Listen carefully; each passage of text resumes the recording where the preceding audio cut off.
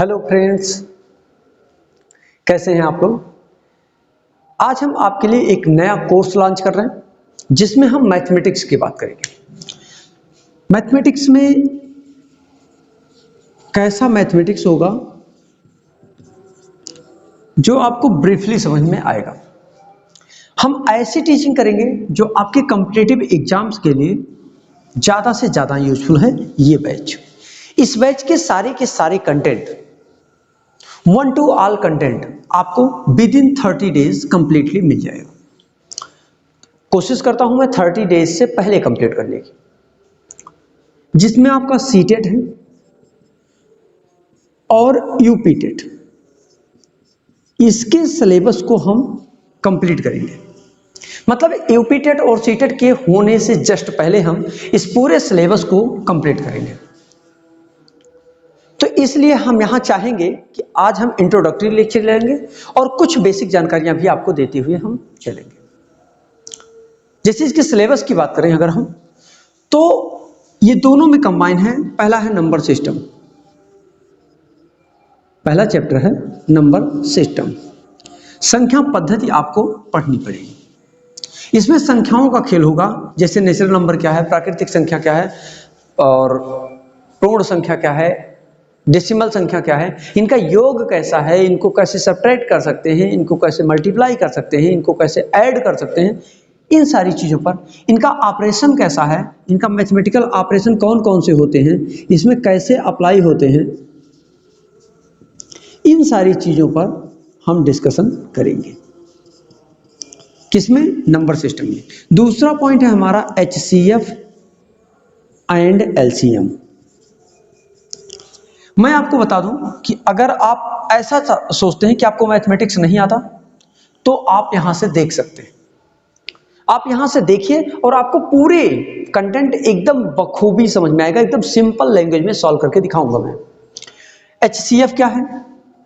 Highest common factor. LCM क्या है? Lowest common factor. मतलब लघुत्तम समापवर्तक और महत्तम समापवर्तक, लघुत्तम एवं महत्तम।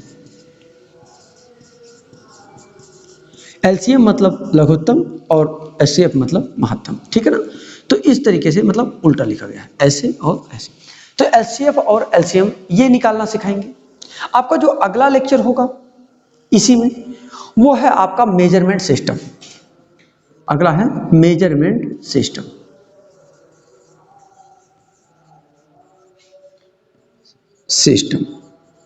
अब जो मेजरमेंट सिस्टम है मतलब क्या? मापन प्रणाली। मापन प्रणाली। अच्छा, जैसे आप घर से बाहर निकलते हैं, मार्केटिंग करने जाते हैं, आप चीनी लेने जाते हैं तो माप कर लाते हैं।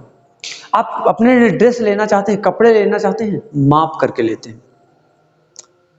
कोई चीज आप देखते हैं, कहते हैं आप 1, 2 बित्ता, 3 बित्ता।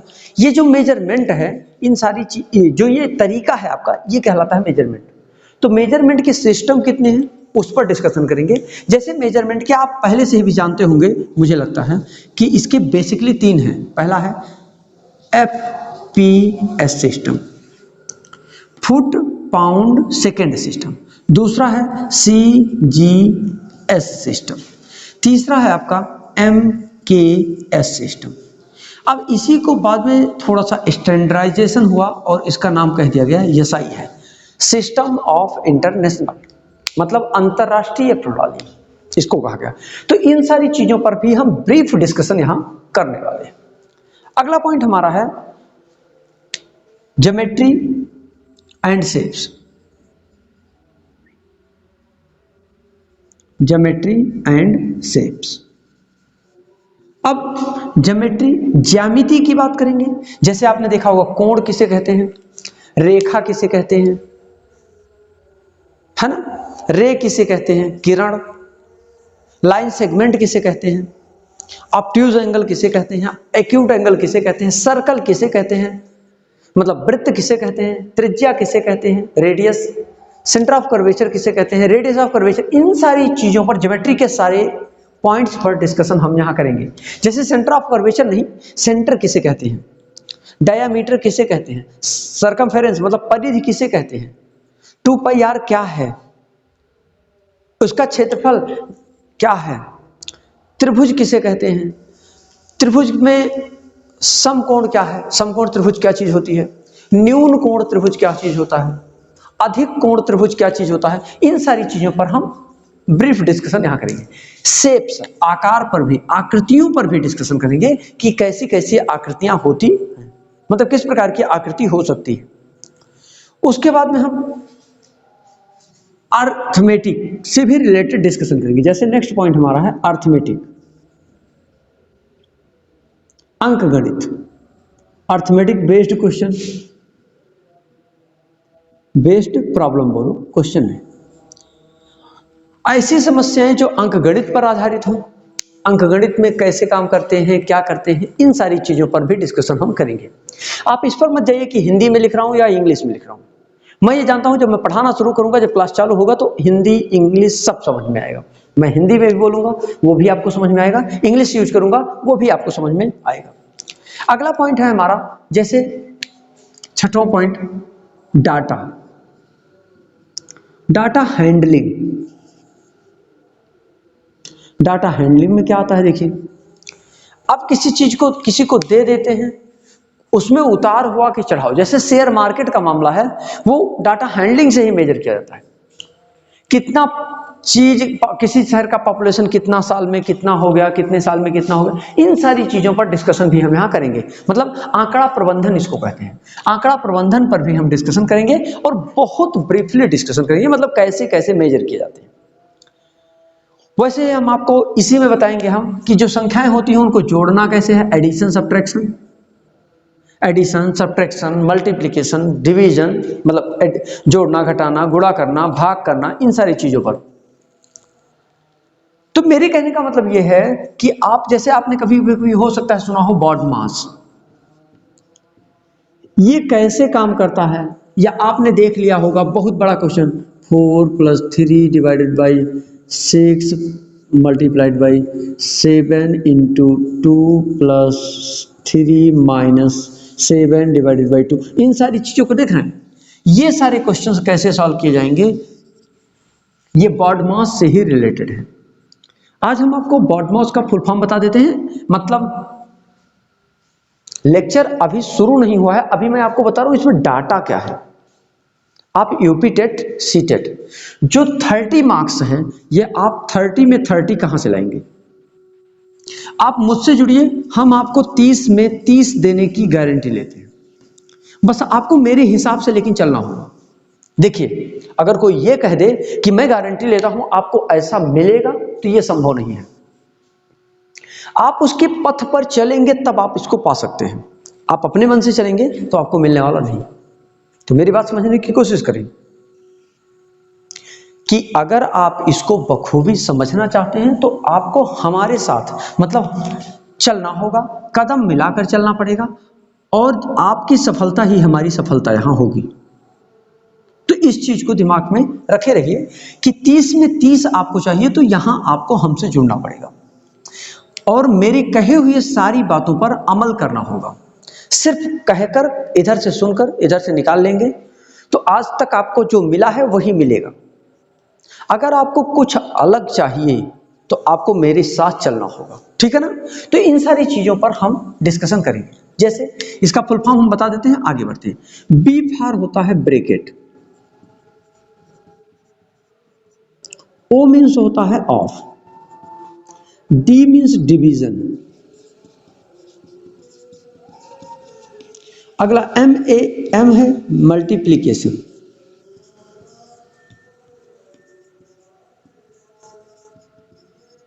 अगला पॉइंट है हमारा एडिशन,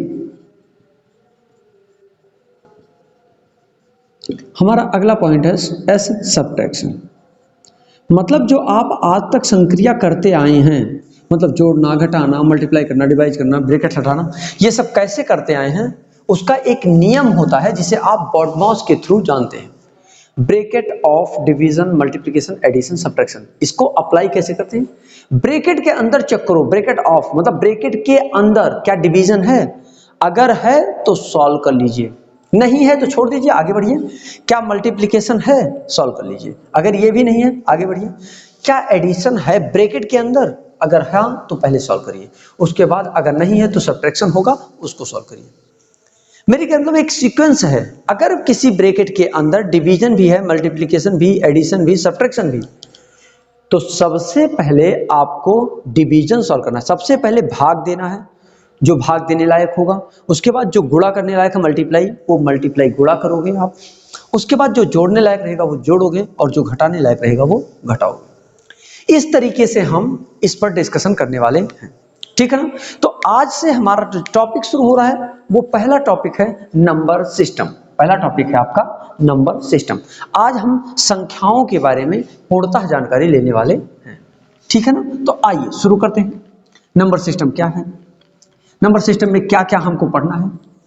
आप इस चीज को जान लीजिए कि पूरा कंटेंट, मैं इस चीज को बखूबी जानता हूं कि आपको क्या चाहिए और कैसे चाहिए, क्योंकि वही समझ सकता है इस बात को जो इससे रिलेटेड हो। तो आज हम डिस्कशन करेंगे किसका, नंबर सिस्टम का।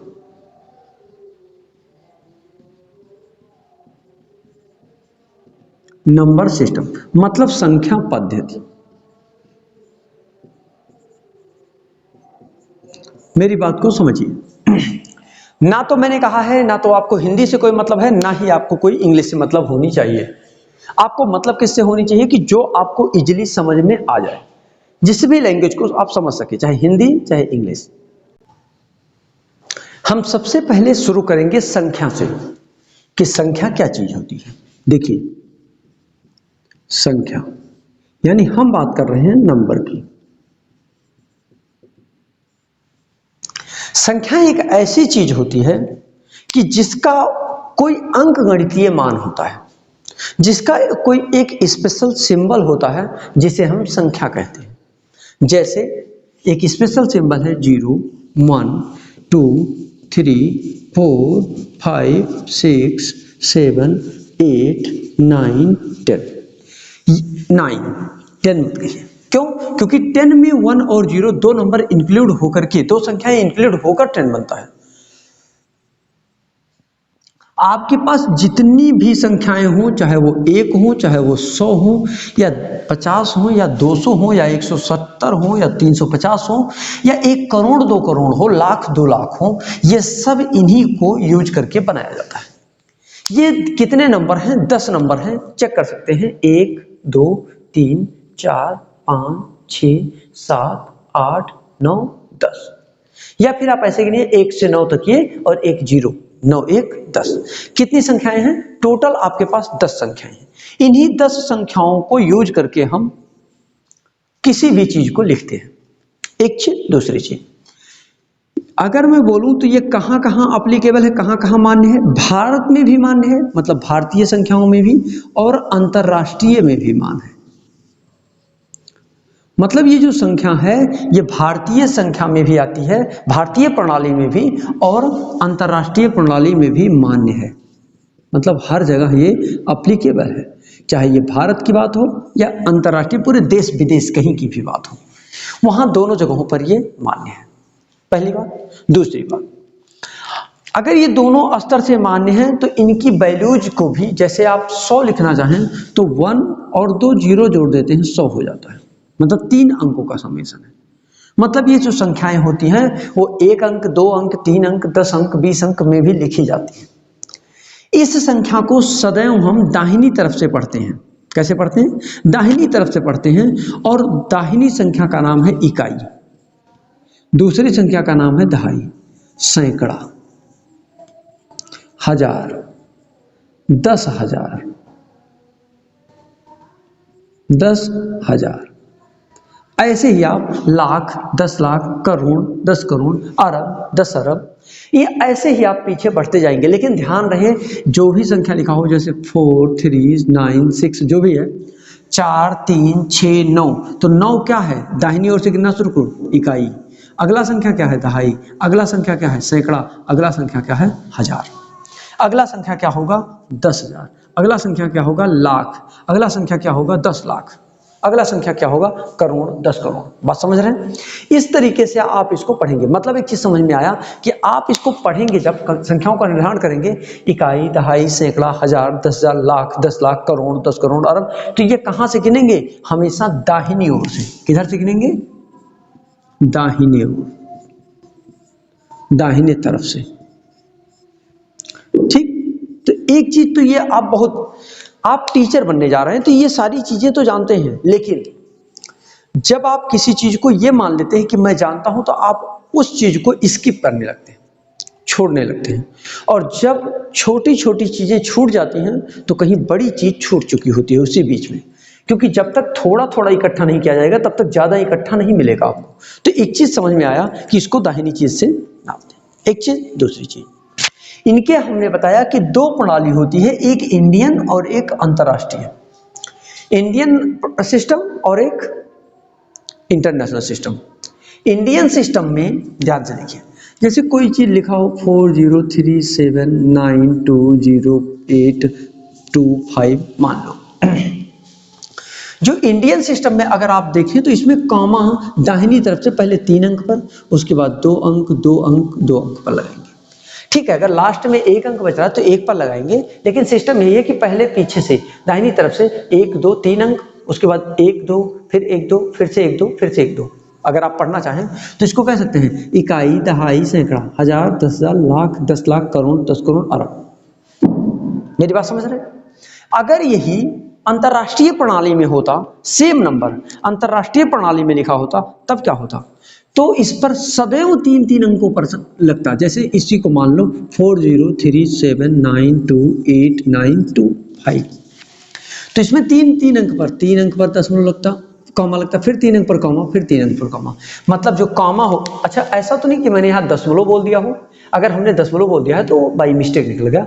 3 अंक पर कॉमा लगेगा, उसके बाद फिर 2 अंक पर, फिर से 2 अंक पर, फिर से 2 अंक पर, फिर से 2 अंक पर। मतलब पहले 3 अंक, उसके बाद 2 अंक 2 अंक 2 अंक पर कॉमा लगेगा। जैसे देखिए 3 अंक पर कॉमा लगा है, फिर 2 अंक पर लगा है, फिर 2 अंक पर लगा है, फिर 2 अंक पर लगा है, फिर 1 था तो 1 अंक पर लग गया लास्ट में।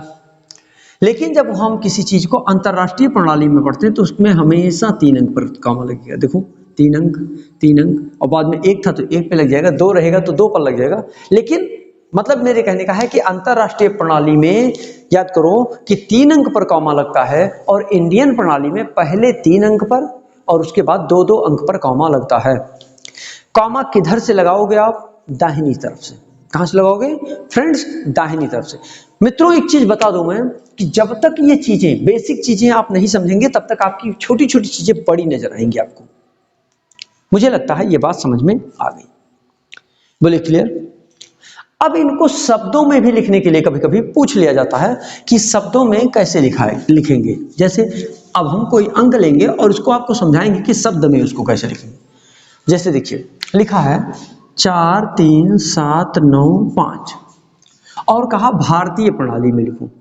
कैसे कह दिया, भारतीय प्रणाली, मतलब इंडियन सिस्टम में लिखना है। अगर भारतीय प्रणाली में लिखना है तो आपको कैसे लिखना है, देखो पहले कॉमा लगा लीजिएगा। तो इकाई, दहाई, सैकड़ा, हजार, 10,000, मतलब आप लिखेंगे 43,000, 4 3 लिखा है ना, 43,795 बोलो ठीक, कोई दिक्कत, 43,795 ये लिखा हुआ है। कोई डाउट है तो बोलिए। अगर इसी को हम अंतरराष्ट्रीय प्रणाली में लिखते तब क्या लिखते, बात समझ में आ रही है। जैसे देखिए अगर मैं चाहता तो आपको प्लेस वैल्यू फेस वैल्यू दोनों बताने के बाद यहां आता, स्थानीय मान और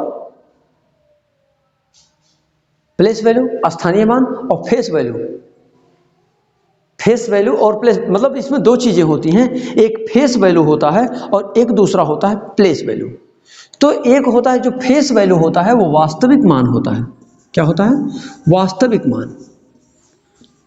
वास्तविक मान को इंग्लिश में हम फेस वैल्यू बोलते हैं, फेस वैल्यू। लेकिन अगर ये कैसा मान होता, स्थानीय मान होता, कैसा स्थानीय मान होता, तो हम इसको कहते प्लेस वैल्यू।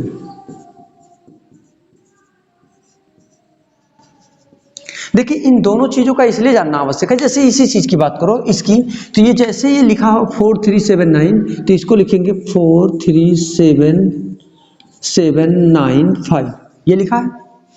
अब 43795 आप ध्यान से देखिए, पहला जो अंक होता है वो इकाई का अंक, मतलब 1 से गुणा होता है इसमें, दूसरे वाले में 10 से गुणा होता है, तीसरे वाले में 100 से गुणा होता है, और चौथे वाले में 4 जीरो, मतलब जितना अंक उसके राइट साइड में बचेगा उतने से जीरो होता जाएगा, तो 3 अंक, और 5वें वाले को 4 अंक से गुणा होगा, 4 जीरो वाले से। तो ध्यान से देखिए, पहले 1, फिर 10, फिर 100, फिर 1000, फिर 10,000 से गुणा हो रहा है। इसको हम कहते हैं, इसकी जो 3 है, 4 है, 7 है, 9 है, ये जो 4 है वो क्या है, प्लेस वैल्यू है, सॉरी फेस वैल्यू है, क्या है, फेस वैल्यू। और इसकी प्लेस वैल्यू कितना होगा, अगर मैं कह दूं कि 4 का स्थानीय मान, क्या लिख दूं, 4 का स्थानीय मान होगा। अगर मैं आपसे पूछूं कि 4 का स्थानीय मान होगा तो क्या कहेंगे आप, 4 को किससे गुणा किया गया है, 4 जीरो वाले से, तो गुणा कर दो। इसका जो स्थानीय मान होगा वो 4, 1, 2, 3, 4 जीरो, मतलब इकाई, दहाई, सैकड़ा, हजार, 10,000, 40,000, 40,000। बात समझ आई? इसका मतलब जो 40,000 है ये क्या है, इसका स्थानीय मान है, क्या है, स्थानीय मान। लेकिन इसकी जो फेस वैल्यू है वो कितना है, 4 है, वो इसका फेस वैल्यू क्या है, 4 है, लेकिन प्लेस वैल्यू कितना है, 40,000 है। मेरी बात समझ में आया, क्लियर हो रहा है, बोलिए, एकदम स्पष्ट हो रहा है मैं क्या बात कर रहा हूं, आपको दिख भी रहा है नीट एंड क्लीन, या कोई प्रॉब्लम है दिखने में, नहीं, एकदम मस्त, राइट, गुड। अब देखिए, अगर आपको इतनी बातें समझ में आई तो हम आगे बढ़ते हैं। तो मुझे लगता है कि स्थानीय मान समझ में आया। जैसे मैं आपसे एक क्वेश्चन पूछूंगा उसके बाद आगे बढ़ूंगा, कि जैसे मैंने लिख दिया 7432, क्या लिख दिया, 7432, या लिख दिया मैंने 1492, और हमने पूछा कि 9 का स्थानीय मान है, 9 का स्थानीय मान है, 9 का स्थानीय मान है, तो आप क्या कहने वाले हो, आप तुरंत कहोगे, कोई ऑप्शन दिया होगा, जैसे दिया होगा 20, दूसरा ऑप्शन है 40, तीसरा ऑप्शन है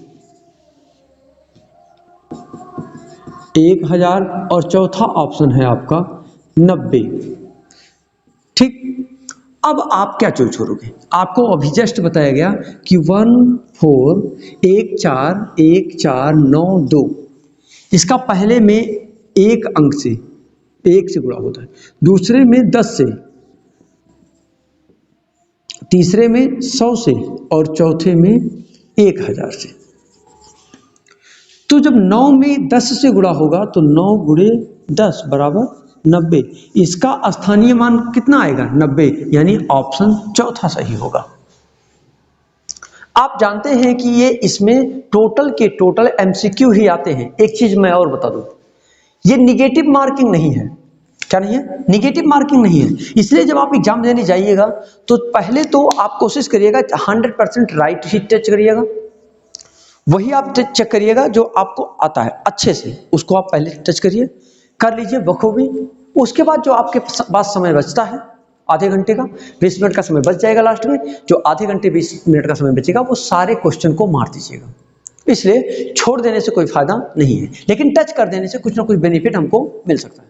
तो आज हमने ये देखा कि प्लेस वैल्यू क्या होती है, फ्लेश वैल्यू क्या होती है, मतलब स्थानीय मान क्या होता है और वास्तविक मान इसका क्या होता है, इस पर हमने आज डिस्कशन किया। ठीक, पहली बात। दूसरी बात कि जैसे शब्द होते हैं इनको लिखने के लिए कह दिया जाए, कि जैसे कह दिया जाए कि कोई संख्या ले लिया जाए, जैसे मैं कोई क्वेश्चन देता हूं उस पर भी डिस्कशन कर लें कि ऐसे भी क्वेश्चन पूछे जाते हैं। जैसे मैंने कह दिया कि 5 करोड़ हाँ चलो 5,09,60,009, क्या बोला? 5 करोड़, पहले देखिए 5 करोड़, मान लो 5 करोड़ 9,60,000 6, चलो 200 लिख दें, 230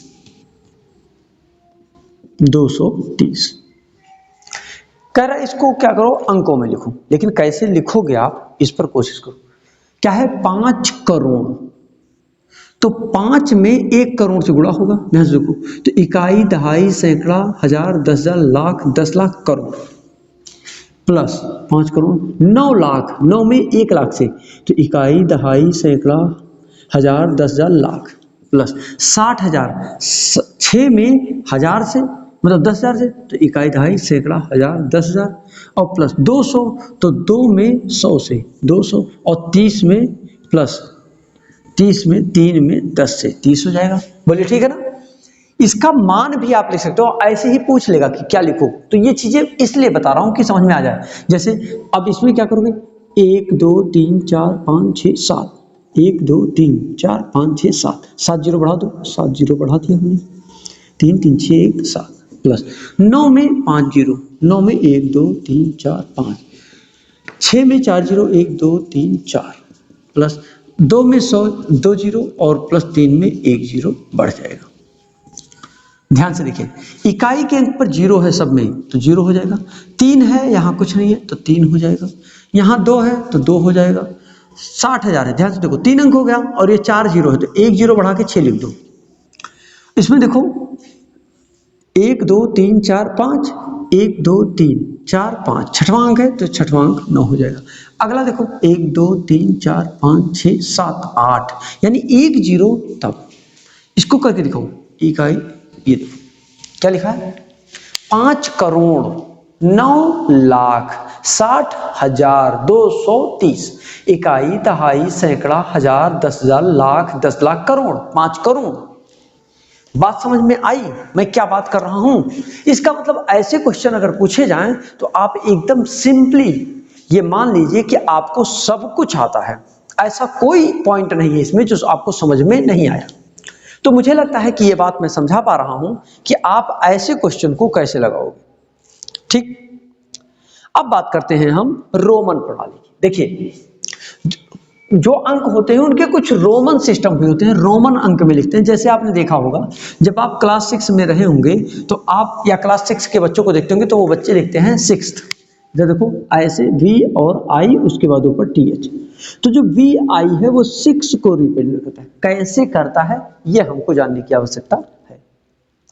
मैं आपको बता दूं, जो हमारे अंक हैं उनको मैं लिखता हूं। पहले हमारे जो पर्सनल अंक हैं वो, उनको हम हिंदू अरेबिक प्रणाली कहते हैं। क्या कहते हैं? हिंदू अरेबिक प्रणाली।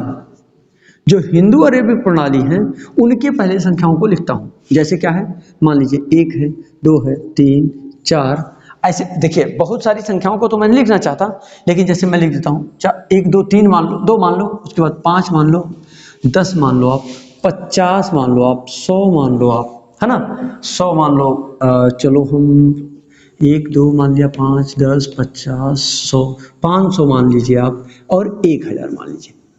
इन्हीं को मैं रिप्रेजेंट करना आपको सिखाऊंगा। ठीक है, अगर ये समझ में आपको आएगा तो अभी देखिए आसानी से सब समझ में आएगा। और अगला होता है एक रोमन प्रणाली। कौन सी? रोमन। अब रोमन में अगर इसको कन्वर्ट करना है, ऐसे क्वेश्चन भी आते हैं। ठीक है, रोमन में लिखना है तो 1 को हमेशा I लिखते हैं, फर्स्ट I। 2 जब लिखना होगा तो 2 बार I, 3 जब लिखना होगा तो 3 बार I, लेकिन 4 जब लिखना होगा तो समझाता हूं। 5 को पहले देखो, 5 को V से रिप्रेजेंट करते हैं, तो 5 से पहले 4, मतलब 4 लिखने के लिए हमको I पहले 1 कम कर देना है, 5 में से 1 कम गया 4, समझ आया? जैसे 6 में लिखने के लिए कहता तो आप क्या कहते, V में 1 जोड़ना पड़ेगा तो 6। बात समझे? किसी चीज को आसान तरीका, 10 है तो 10 का एक सिंबल है स्पेशल X, ये याद करना पड़ेगा। फर्स्ट के 1 के लिए आई, 2 के लिए 2 बार आई, 3 के लिए 3 बार आई, 4 के लिए 5 के पहले जानो तो 5 में जब v है तो उससे पहले एक कम, मतलब 5 में से एक जाएगा कम, यानी 4, तो 4 ऐसा लिखा जाएगा। जैसे मैं 50 की बात करूं तो अब 50 किससे लिखा जाता है? l से। याद करो, 1 x i से, 2 डबल आई से, 5 v से, और 10 x से, याद करो, और 50 l से, और 100 जल्दी बोलिए c से, और 500 किससे? d से, और 1000 किससे? m से। बोलिए याद हो रहा है? अगर इतनी बातें आपको याद हो जाएंगी तो अभी आपको समझ में सब आ जाएगा। जैसे मैंने कह दिया कि आप क्या करो, 21 लिखो, अभी याद आ जाएगा। चलो अच्छा, पहले मैंने कहा 4 लिखो। मैंने क्या कहा? हिंदू अरेबिक में 4 लिखा है, तो 4 को आप क्या लिख सकते हो? 5 माइनस 1, तो 5 क्या है? v, और माइनस i, तो v में से i जाएगा, यानी i पहले लिखा जाएगा और v बाद में। ये हो गया 4। लिखने का तरीका याद आ रहा है? जैसे मैंने कह दिया 7 लिखो, एग्जाम्पल ले लो। अब 7 लिखने को कहा तो आप जानते हैं 5 धन 2 7, यानी 5 को v और 2 को डबल i लिखते हैं, तो क्या लिखेंगे? v डबल i, 7 हो गया। बोलिए समझ में आया? जैसे मैंने कह दिया 9 लिखो, तो 9 को आप लिख सकते हो 10 माइनस 1, तो 10 क्या है? x, और 1 घटाना है तो माइनस i घटा देना है, तो 10 में से 1 जाएगा, जो माइनस 1 होता है वो पहले लिखा जाएगा, ix 9। जैसे मैंने कहा 12 लिखो, 12, तो अब 12 कैसे लिखोगे? 12 को लिख सकते हो 10 धन 2, तो 10 कितना है? x, और 2 कितना है? i, तो यानी x डबल i। बोले बात समझ में आ रही है? तो इस तरीके से हम रोमन अंक में लिख सकते हैं। अच्छा, ये इतना छोटा नहीं पूछेगा आपसे, इतना छोटा आपसे नहीं कहेगा कि इतना छोटा आप लिखो, ठीक है ना? तो इतना छोटा जब नहीं कहेगा तो क्या करोगे आप? छोड़ दोगे? नहीं। देखिए अब साफ दिख रहा है आपको, कोई दिक्कत नहीं। अब हम थोड़ा सा इधर लिखेंगे जिससे आपको प्रॉपर दिखता रहे, ठीक है ना? चलिए देखिए, मैं बता दूंगा, आप अगर बैठे हैं मैथमेटिक्स पढ़ रहे हैं तो आप मेरे साथ जुड़े हैं, तो आप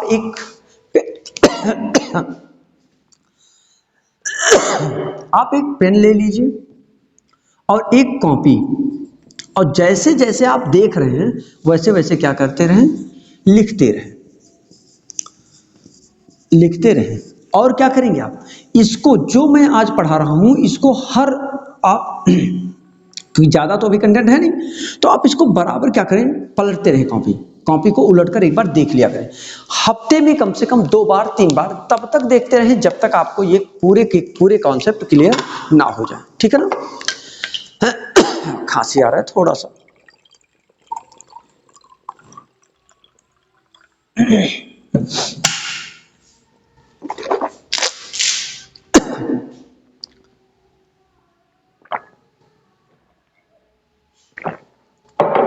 बात समझ में? तो आप इसको टाइमली क्या करते रहें? रिवाइज करते रहें। देखिए, पेन लिए रहेंगे तो आप लिखते रहेंगे, और जब लिखते रहेंगे तो आप इसको समय मिलने पर, जैसे 5 मिनट कहीं समय मिला, तुरंत आप पूरी नोटबुक उठाइए और ऐसे सरसर पलटते हुए रिवाइज कर डालिए। जैसे आप रिवाइज करेंगे आपका पूरा कॉन्सेप्ट क्लियर हो जाएगा, ठीक है ना? तो मेरी बात पर आपको अमल करना चाहिए और इसको अमल में लेते रहिए। आइए देखिए, हम कुछ एग्जाम्पल आपको और दें पहले रोमन अंक का, ठीक है? चलिए देखिए, रोमन अंक में देखते जाइए। जैसे मैंने कह दिया 50 लिखो, तब तो आप तुरंत जानते हैं कि इसका सिंबल L है, आपने तुरंत लिख दिया L, पहला क्वेश्चन है। लेकिन अगर मैंने कह दिया होता 55 लिखो, तब आप क्या कहते?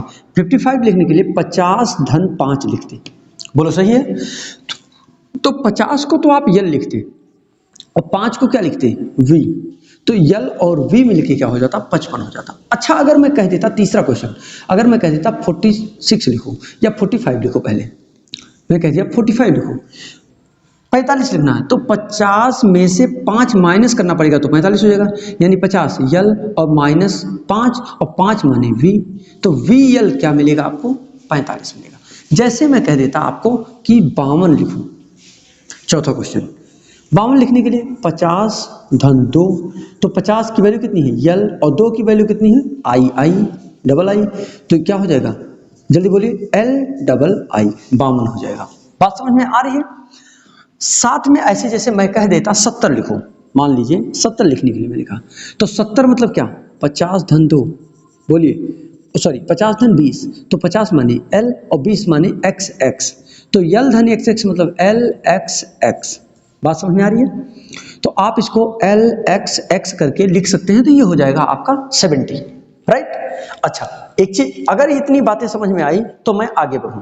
बोलिए, जैसे मैं बात करूं आपसे कि कोई चीज, जैसे मान लो कह दिया मैंने 76 लिखो, एग्जाम्पल ले लो, मैंने कहा 76 लिखो, तो आप क्या लिख सकते हो? इसको लिख सकते हो 50 और धन 20, 70, 20 और 6 26, 50 और 26 76, यानी इसको लिख सकते हो 50 धन 20, तो भी लिखना नहीं जानते तो इसको 10 प्लस 10 लिख लो। अब एक्सपेंडेड फॉर्म है, और प्लस 6 बचा तो 6 लिख दो। अब अगर आप भी नहीं जानते तो 50 धन 10 धन 10 और धन 6 को लिख सकते हो 5 धन 1, तो आप इसको लिख सकते हो L यक्स यक्स और 5 माने V और 1 माने ये, यानी इसको लिख सकते हैं LXXVI।